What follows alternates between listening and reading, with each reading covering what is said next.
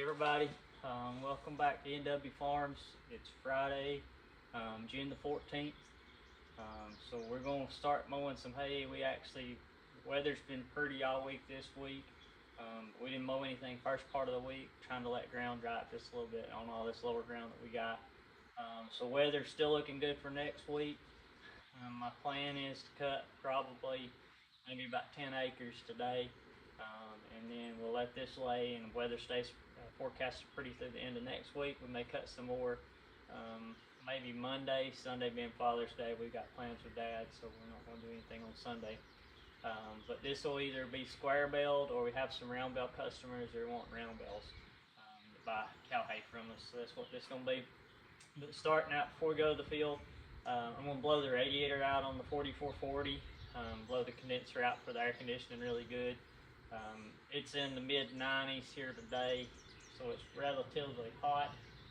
Laboring this tractor, what we're going to labor it today, I'm going to make sure this radiator's clean.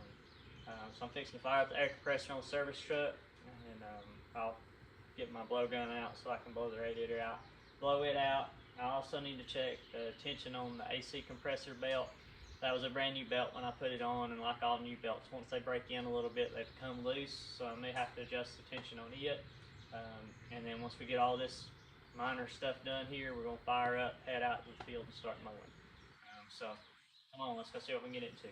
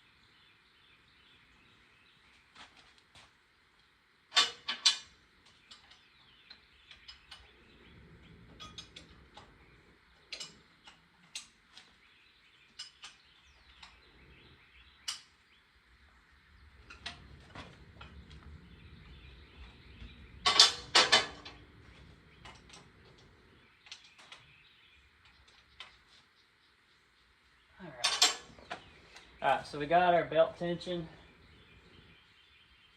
about 3/2 inch to 3/4 inch of deflection there on that. So that should help that. We're oil's checked, we need to check fuel and coolant, and then once we get that done, then we'll be ready to fire up and run for the day. What's got on the money?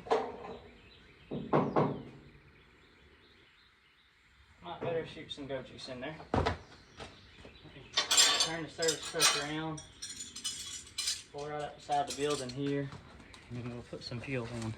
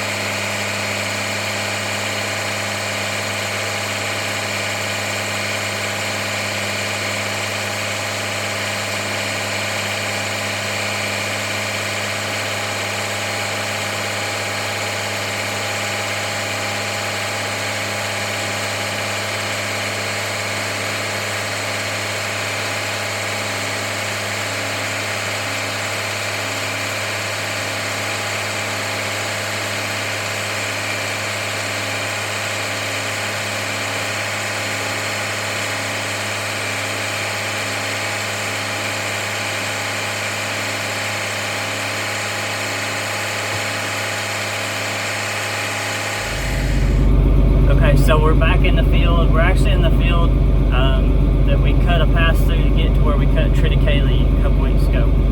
We're going to open this field up, we'll finish mowing it, and we'll jump through the woods right next to where the triticale was at and start mowing there too.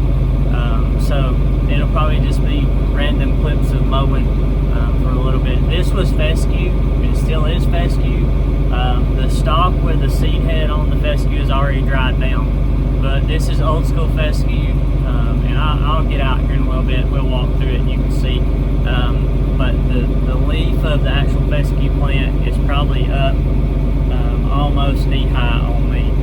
So this is big knee, big fescue. It will still make great cow hay. On over in some of the other parts of the field, the hay that we're going to bale for square bales will be mulch hay, and so we don't really care about quality or anything. It's just product to be blowed out on job sites. So I'm gonna turn y'all off so I can focus on getting these fields opened up, and then once I get them opened up, then we'll turn the camera back on and record some more. Okay, so I'm out of the tractor. I'm fixing to set the camera up on a tripod, and I wanted to give you an example of just how deep this fescue is, and how thick it is. So that's my boot. I think that's a 12-inch upper on that cowboy boot, and you can see how deep the fescue grass is in comparison to how much it's laid down. So it's almost twice as tall as what it is laid down. And you can see out here in the field, we're not doing the best job cutting this, but it's not going to hurt anything because we like to leave our fields about 6 inches tall so that the grass will rejuvenate and grow itself faster. Now, a lot of people will say, oh, you need to cut these fields as close as you can. Okay, so how does a plant work? Well, a plant works through photosynthesis. Part of photosynthesis is it has to have a material or a leaf to absorb the natural sunlight or light from the sun to make it grow and actually go do its process of growing. So if we cut this field flat and just buzz cut it, what's left there to grow? Well, there's no plant material left there to grow. So you can see right in here, this is already cut, and you can see those green leaves that are there. That is what's left of the plant that we didn't cut off, and that will actually give the plant something to rejuvenate itself with. But you can see, here's one of the windrows.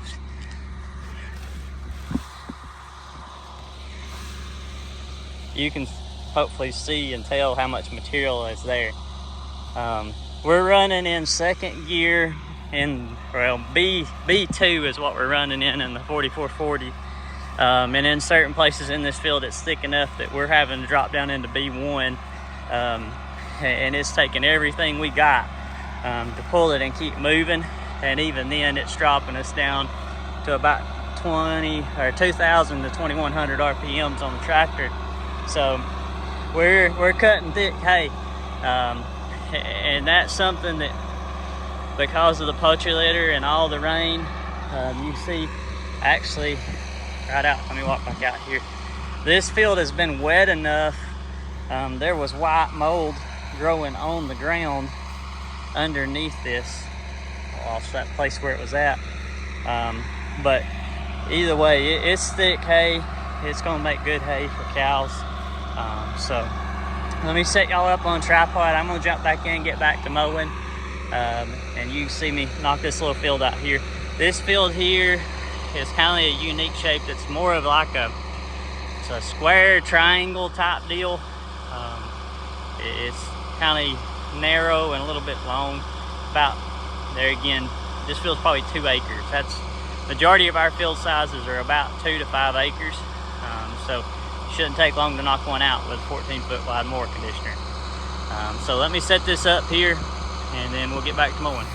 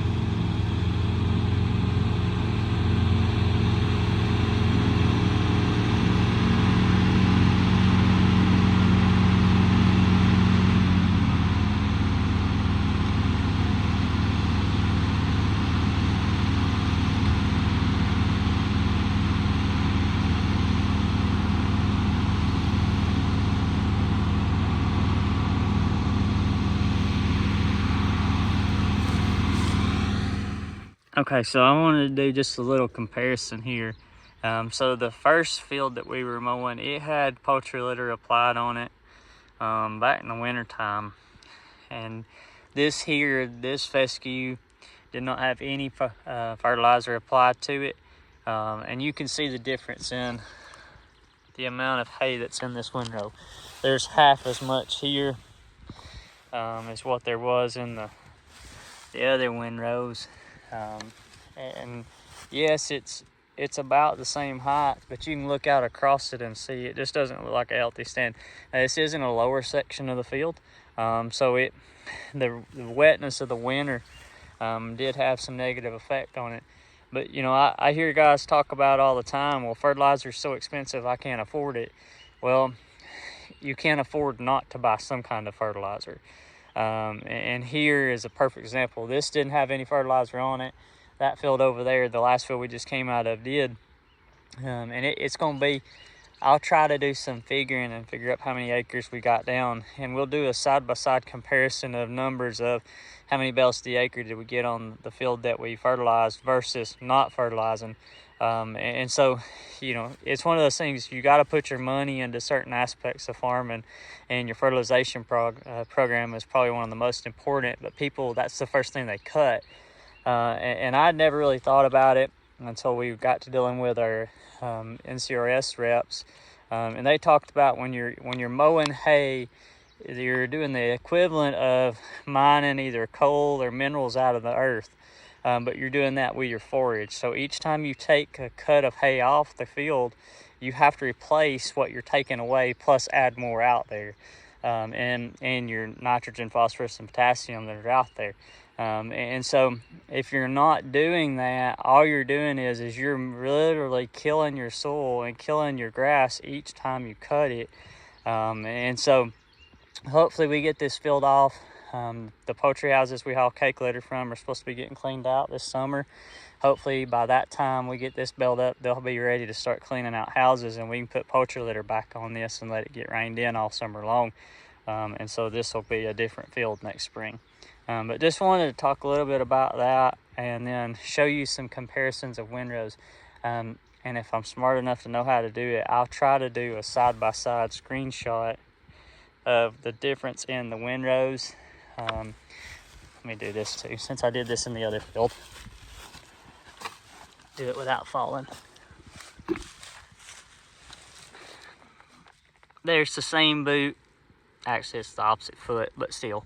Same boot next to this stand of grass. You can see, yeah, it's about the same height, but you notice it's just not the same color. And it'll be a lot more evident when we do a side-by-side. So I'll do that so you can see the difference of a fertilized fescue stand versus non-fertilized. And then when we get back, we'll start cutting some more.